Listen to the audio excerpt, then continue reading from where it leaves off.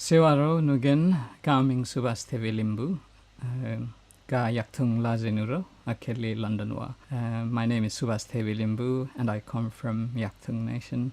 And at the moment I'm based in London. Just tell us a little bit about your practice, how it started, and what got you interested in the things that you are looking at now. I work with sounds, music, film, painting, and I also make podcast. My practice, mainly film and music, in recent years has been informed by Nepalese indigenous cultures, especially my own Yaktung cultures, and science fiction. And I'm from an indigenous nation called Yaktung or Limbuan, which is located in what is currently eastern Nepal. I was always aware of my heritage and my identity, though not in like fully fledged critical perspective in context of marginalization and intra-colonial forces. I always wanted to make art related to my culture and my community, but somehow I was not sure how to go on about it or how to address it, right? I didn't want it to make art about something I regard daily just for the sake of making it. So basically I was just waiting. And as for science fiction, it has always fascinated me. I mean, despite the lack of access to sci-fi films and literature while growing up in my part of the world,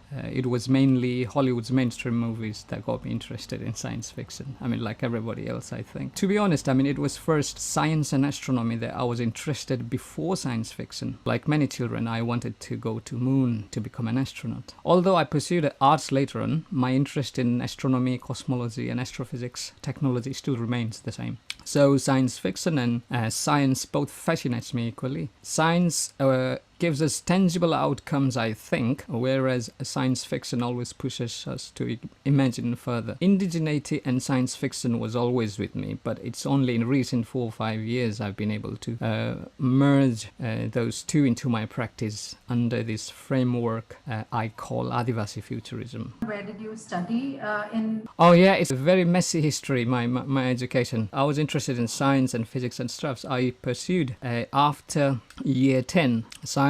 After that I went to environmental science, but then found out I still wanted to do art, but only later on I went to fine art. And then after that, to do my bachelor's, I came to London, Middlesex University, where I did my bachelor's, and then master's I did from Central St. Martin's. Did you coin the term Adivasi futurism? And if so, just if you could talk about where it comes from, why, what the network is of these indigenous futurisms in the world right now. Right. I don't know if I coined the term. I mean, if anybody else is already using it, I don't even know. I mean, I just thought I need to bring something home because the thing I'm doing, it makes sense if I bring the local context to it. Adivasi is a term used by indigenous people in Indian subcontinent, including Nepal. Of course. The choice of term, of course, is individual preference, though I think the term Adivasi is accepted and used more widely than others, like Janajati, Mulnivasi, Mulvasi, etc. In that sense, for me, Adivasi futurism could be a space where Adivasi artists, writers, musicians, and filmmakers can imagine and speculate future scenarios from their perspective, where they have agency, technology, sovereignty, and also indigenous knowledge, culture, ethics, and storytelling, still intact, of course, with upgraded codes.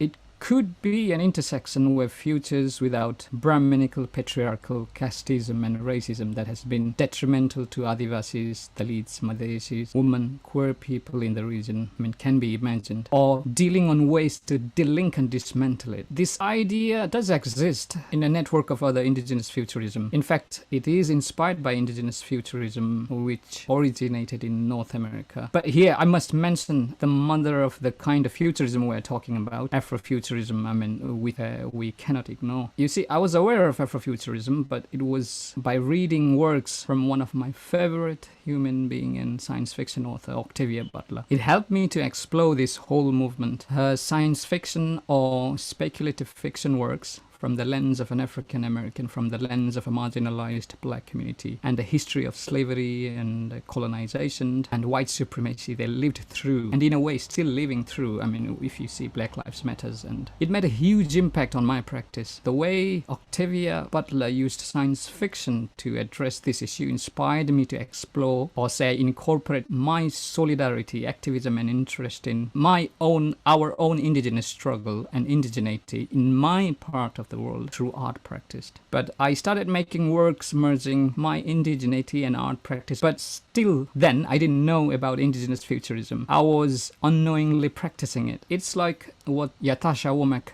a brilliant Afrofuturist, she often mentions that many people, including herself, were already into Afrofuturism but didn't know they were doing it. Having said that, I mean, not all artists likes to be associated with certain isms or movement, and I think it's an individual preference. So yeah, I came across indigenous futurism and frantically did my research, read literatures, and found out that I could totally relate to it. You see, the term indigenous futurism was coined by Anishinaabe professor Grace Dillon around 2003. She later elaborated in her beautiful anthology, Walking the Clouds, an anthology of indigenous science fiction in 2012. I think it wouldn't be an exaggeration to say that indigenous futurism itself draws on Afrofuturism. And indigenous futurism that started in North America is now being practiced among many indigenous communities, artists, filmmakers around the world. The reason I'm using the term Adivasi is because I want to bring home this futurism in local context. By framing it in a local context, it helps me, or it helps us, to connect very important struggles of not just indigenous peoples, but also of Dalit friends in our part of the world. It helps to address the nature of colonization we've been living through, explore and speculate worlds and, say, universe without caste discrimination and violence. You know, imagine worlds where indigenous people, Dalits, women, LGBTQ, trans people, and all oppressed minorities collectively have